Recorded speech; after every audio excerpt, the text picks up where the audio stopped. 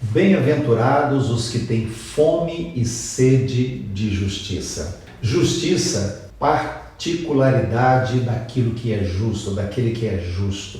Na Bíblia, nós vemos, e na prática também, no estudo das leis, o justo é dar a cada um o que lhe é devido, é restaurar a dignidade. Por causa do pecado, nós perdemos a nossa comunhão com Deus. Por causa do pecado, fomos afastados de Deus. Deus não se afastou de nós, nós nos afastamos dele.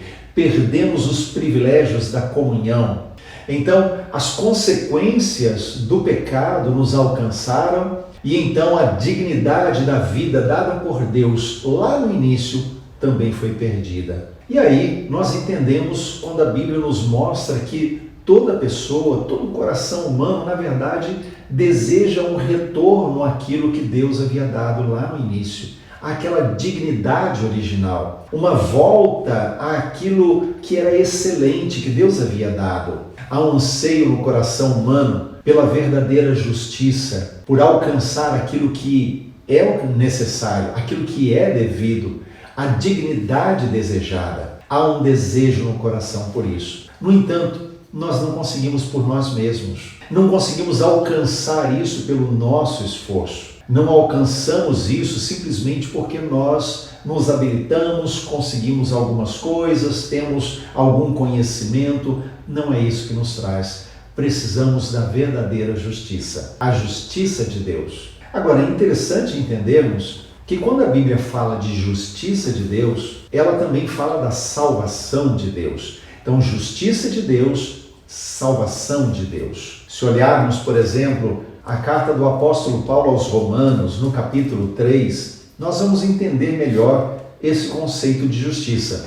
Romanos 3, versos 22 a 24, diz assim: justiça de Deus mediante a fé em Jesus Cristo, para todos e sobre todos os que creem, porque não há distinção, pois todos pecaram e carecem da glória de Deus, sendo justificados gratuitamente por sua graça, mediante a redenção que há em Cristo Jesus.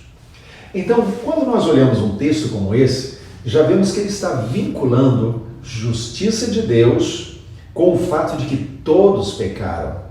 Justiça de Deus com ser justificado por Deus. Então eu e você não alcançamos e jamais vamos conseguir alcançar uma justiça pessoal. Nós precisamos daquela justiça que vem dele. E Deus providenciou a verdadeira justiça através de Cristo Jesus, a justiça perfeita. Então lembre-se, o texto nos diz, todos pecaram. Ora, se pecamos, e a Bíblia nos diz, a alma que pecar, essa morrerá. A Bíblia nos diz também que o pecado faz separação entre nós e o nosso Deus. Então o fato de sermos pecadores exige que a justiça do Deus Santo, perfeito, seja satisfeita. Deus é perfeitamente santo, Deus é perfeitamente bom, Deus é perfeitamente amor, mas Ele é também perfeitamente justiça. Então a justiça de Deus precisa ser satisfeita de forma plena, da mesma forma como o seu amor precisa ser exercido da forma plena. Então Deus precisava oferecer para nós essa justiça.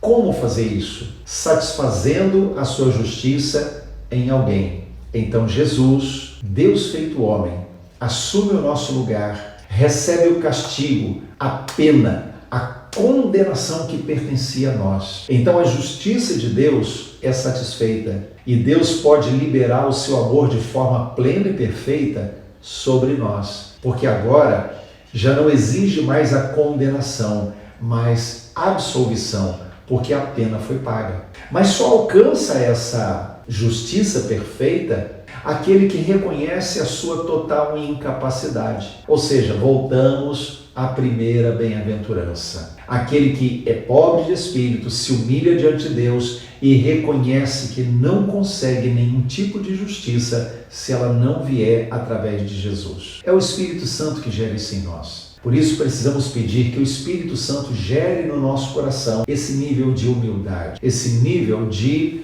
entrega, de rendição, de reconhecermos que jamais encontraremos a justiça se não for por Jesus. Por isso ele diz, sendo justificados gratuitamente, ou seja, recebemos a justiça que é dele sobre nós de forma gratuita, porque eu e você não conseguimos. Um orgulhoso não vai admitir isso, porque o orgulhoso quer conquistar, mas o humilde reconhece, eu preciso, eu não tenho, e se o Senhor não me der, eu estou perdido. Então, olhe sempre, por exemplo, a posição do verbo na bem-aventurança. Bem-aventurado o que tem fome e sede de justiça. Ele não diz aquele que teve, mas aquele que tem. Então, não apenas lá atrás, quando um dia tivemos um encontro com Jesus e nos prostramos diante dele, choramos a nossa miséria e reconhecemos que precisávamos da sua justiça. Mas é aquele momento em que nós compreendemos que dia após dia precisamos reconhecer que precisamos dele, que a justiça que nós necessitamos está nele. Então, todos os dias desenvolvemos e alimentamos em nosso coração esse desejo para que sejamos justificados e a justiça de Deus nos alcance.